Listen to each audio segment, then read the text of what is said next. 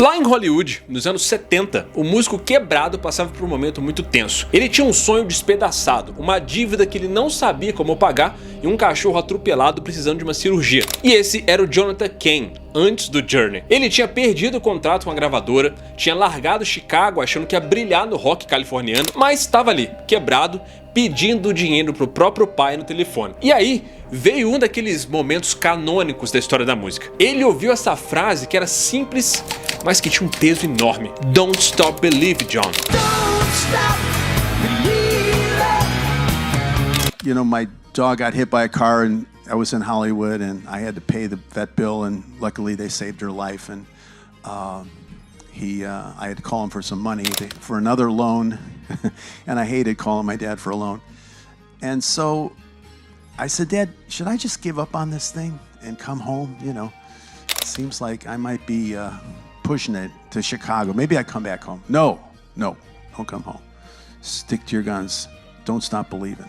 I went, okay. Cara, que pai que manda o filho continuar sonhando quando tudo indica o contrário, né? A maioria das pessoas mandaria voltar a arrumar um emprego de verdade, né? Mas não o pai do Jonathan, que falou exatamente o contrário. E essa frase entrou direto num caderninho de letras dele. Antes dele escrever essa música, que virou um dos hinos mais poderosos da cultura pop, ele estava vivendo o oposto desse sonho. Ele era só mais um músico tentando sobreviver lá em Los Angeles, sem grana, comendo pão que o diabo amassou, com rejeição atrás de rejeição, batendo de porta em porta, com uma demo na mão e alguma esperança ali dentro do peito, mas meio que já quase entregando os pontos. Depois que ele anotou a frase do pai dele no caderno, ele deixou ela guardada ali. E essa parada ficou esquecida assim por alguns anos. O Journey naquela época era uma loucura. Os caras tinham saído de um rock mais progressivo, mais jazz fusion e um pouco experimental. Eles eram músicos assim muito virtuosos, muito talentosos, mas eles ainda não tinham achado assim um som que era deles. Eles estavam no meio de uma espécie de transição e queriam ser um pouco mais pop, um pouco mais acessíveis para o mercado. E foi aí que o destino chamou o Jonathan Cain.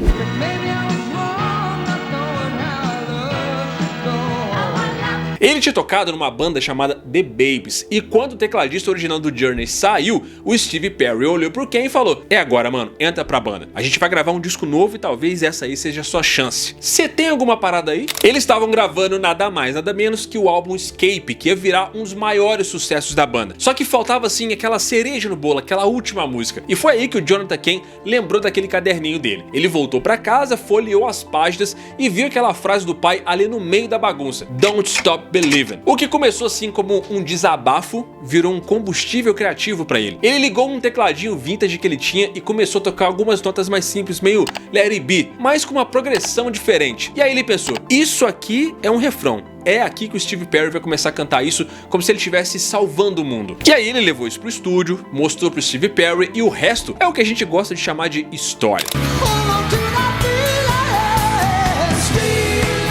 Mas a real, cara, é que Don't Stop Believing não foi assim um sucesso imediato como a gente conhece agora. Quando ela foi lançada lá em 1981, essa música até fez um certo barulho, mas assim, não foi o maior hit do disco e nem de longe era o que a gravadora tava querendo naquele momento. Mas antes da gente entrar fundo aí no significado da letra e tentar entender tudo o que ela diz, é muito importante a gente lembrar que essa música não teria acontecido se um pai não tivesse acreditado no filho. Um pai que ensinou o filho a rezar e que sempre disse pra ele que ele era destinado à grandeza. E aí o filho transformou isso numa música, e uma música que décadas depois ia ajudar milhões de pessoas a continuar acreditando também. Agora, o mais louco é pensar como a Don't Stop Believing foi construída, musicalmente falando, porque ela é completamente fora dos padrões da música pop da época, e na verdade é até hoje. A maioria das músicas que a gente conhece entrega o refrão logo no primeiro minuto, e hoje em dia essa tendência tá mais óbvia ainda. Você ouve um verso, talvez um pré-refrão ali, e de cara o refrão já vem chegando, porque nos primeiros segundos a pessoa já quer te prender.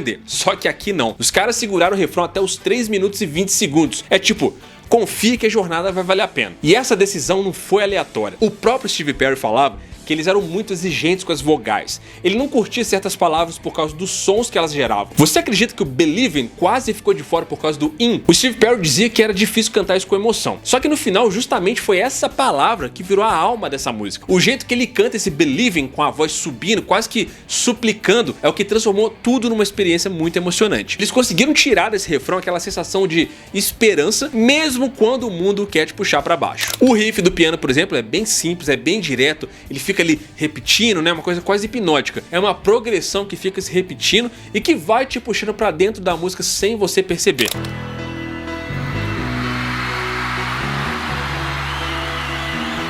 Enquanto isso, os versos vão construir uma narrativa com uma linguagem super simbólica. E esse é um dos pontos mais geniais dessa composição, porque ela te leva para um lugar emocional mesmo que você nem saiba direito o que você está sentindo. Ela começa contando a história de uma garota de uma cidade pequena, depois te fala de um cara da cidade grande, dois completos desconhecidos indo atrás de alguma coisa que eles nem sabem direito o que é. E essa jornada vira uma metáfora para todo mundo que está perdido no mundo tentando achar um lugar, um sentido ou até mesmo uma conexão com alguma coisa. A música é exatamente sobre isso. É sobre você seguir em frente mesmo quando tudo diz pra você ficar parado.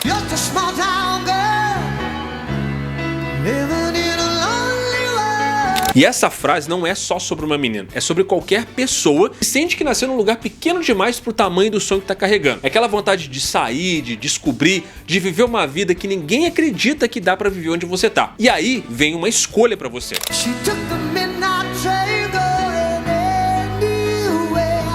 Esse trem da meia-noite é simbólico pra caramba. Ele representa um momento onde você decide partir, mesmo sem saber pra onde você tá indo. É a ideia de fuga, de coragem, de esperança e o medo, tudo isso ao mesmo tempo. E nesse momento, a música te apresenta um outro personagem.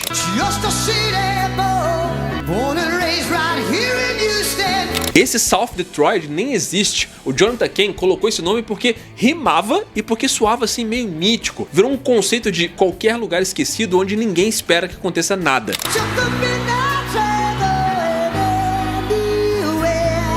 Dois desconhecidos de mundos diferentes embarcando assim na mesma viagem, na mesma aventura. A música não é sobre um casal, é sobre a jornada humana. Isso é sensacional. Todo mundo um dia entra nesse trem invisível meio que pra recomeçar e depois a gente acaba entrando num cenário que é muito visual. Isso aqui é o artista que continua, mesmo quando ninguém tá olhando pra ele. É sobre você não desistir do que você ama, mesmo que você não tenha garantido sucesso.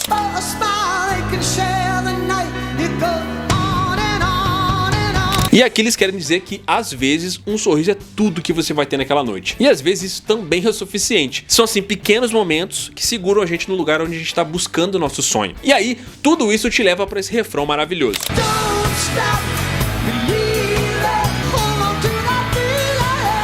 Por isso que ele soa assim tão especial, cara. É a resposta pra toda essa jornada. Pra você não parar de acreditar. Em quê? Em você, nos seus sonhos, no seu amor, em alguma coisa que ainda não chegou pra você, mas tá no caminho porque a jornada é sempre maior do que o destino. E é ela que vai fazer valer a pena. Essa música não tem final, ela termina no meio da jornada, porque é isso que ela é, um empurrão pra você continuar. É sobre você ter fé e acreditar pra seguir em frente. E o mais da hora, cara, é que ela não tá falando assim de um romance. E isso é ótimo, porque foge do óbvio. O cara e a garota, eles não se conhecem, eles estão cruzando os caminhos deles. A música não te dá a satisfação de um final feliz, eles ficaram juntos pra sempre. É tudo sobre essa busca e sobre como você tem que ficar positivo sobre ela. Na época, a gravadora não botava fé nessa música. Na real, eles queriam empurrar até outras músicas do Escape como singles principais, mas a banda insistiu. Principalmente o Jonathan, que tinha aquele caderninho guardado já há tanto tempo. Ele sabia que aquela frase do pai dele não era só um conselho, era uma lição de vida. E a persistência acabou vencendo. Porque mesmo sem estourar logo de cara,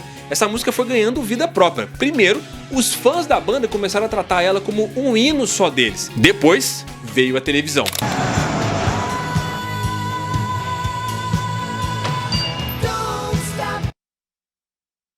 Quando os Sopranos terminam com aquela tela preta, com a música tocando em segundo plano, o impacto foi tão grande que rolou assim uma espécie de efeito dominó. A música disparou. E quando o Glee fez uma releitura adolescente lá em 2009, aquela geração conhecia uma parada que parecia feita pra eles também. Porque assim, o que essa geração sente o tempo todo? É ansiedade, incerteza, falta de direção, vontade de acreditar em alguma coisa maior. E essa música fala exatamente disso. Ela conversa com um sentimento que é muito verdadeiro. Ela fala pra você não parar de acreditar, mesmo que você nem saiba exatamente no que você precisa acreditar. Isso se conecta com o jeito que a música virou trilha sonora de tudo quanto é momento de superação.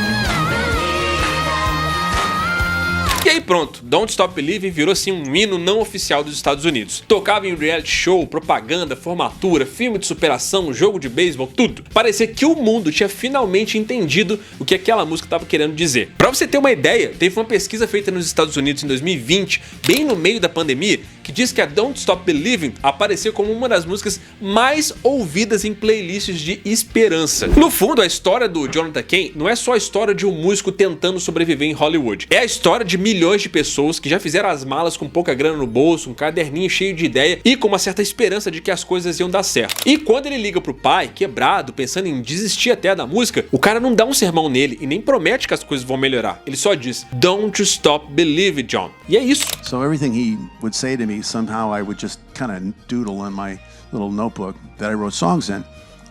So that's basically what happened. He had said to me, "Don't stop believing," and I took it to heart, and I stood there, and he sent me the money, and great things started to happen. You know, the babies. And I called him. I said, "Dad, I'm in the babies." He said, "It's just a stepping stone to something greater." I'm like, "But Dad, trust me." And then, of course, Journey happened and... Essa frase fica ali guardada num caderno por uns 5 anos, até virar um dos refrãos mais simbólicos da cultura pop americana. Don't Stop Believing virou a trilha sonora não só do Jonathan Cain, mas de todo mundo que já foi atrás de um sonho, seja lá na Sunset Boulevard ou não, acreditando que a vida podia ser maior do que o lugar de onde ela nasceu. A garota de cidade pequena na letra simboliza todo mundo que mira em algum lugar com uma certa esperança de fazer sucesso. A cidade dos anjos, né, Los Angeles, por exemplo, é também a cidade do fracasso, mas que mesmo assim continua chamando gente de todo canto para poder tentar mais uma vez alcançar esse sonho desse sucesso. Essa música aí, cara, acabou virando esse símbolo de esperança, aquela ideia de que se você acreditar o suficiente, alguma coisa pode acontecer, mesmo que nada esteja realmente de fato acontecendo ainda. E essa é a magia da música, né? Às vezes ela só nasce porque alguém insistiu quando ninguém mais viu sentido naquilo. E quando ela nasce assim, ela carrega a história não só da pessoa que escreveu, mas também de todo mundo que já viveu alguma coisa parecida. Mas me fala aí o que você acha de Don't Stop Believing, essa música que tem essa vibe maravilhosa que foi crescendo aí exponencialmente ao longo dos anos. E cara, é uma unanimidade, né? Não tem quem não goste dessa música. É uma música espetacular, com uma energia super positiva e com um show à parte do Steve Perry cantando ela, que é uma coisa linda de se ver, né? Mas deixa aí o que você acha de Don't Stop Believing. Tamo juntão, muito obrigado pela sua audiência, até a próxima, valeu!